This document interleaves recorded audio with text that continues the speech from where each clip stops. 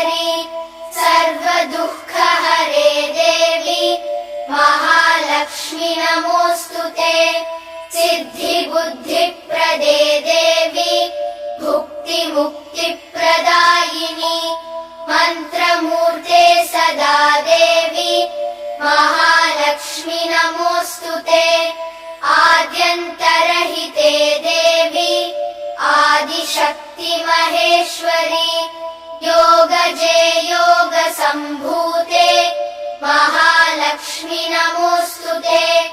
स्थूलसूक्ष्ममहारौद्रे महाशक्ति महोदरे महापापहरे देवी महालक्ष्मी नमोऽस्तुते।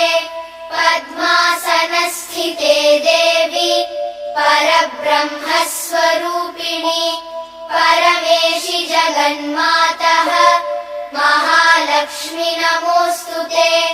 श्वेताम्बरधरे देवी नानालङ्कारभूषिते जगत्स्थिते जगन्मातः महालक्ष्मी नमोऽस्तुते।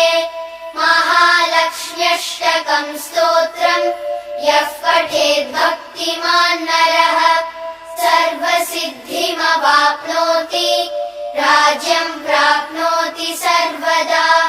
एककाले पठेन्नित्यम् महापापविनाशनम् द्विकालं यः पठेन्नित्यम् धनधान्यसमन्वितः त्रिकालं यः पठेन्नित्यम् महाशत्रुविनाशनम् महालक्ष्मीर्भवेन्नित्यम् प्रसन्ना वरदा शुभा इति इन्द्रकृतम् महालक्ष्म्यष्टकम् सम्पूर्णम्।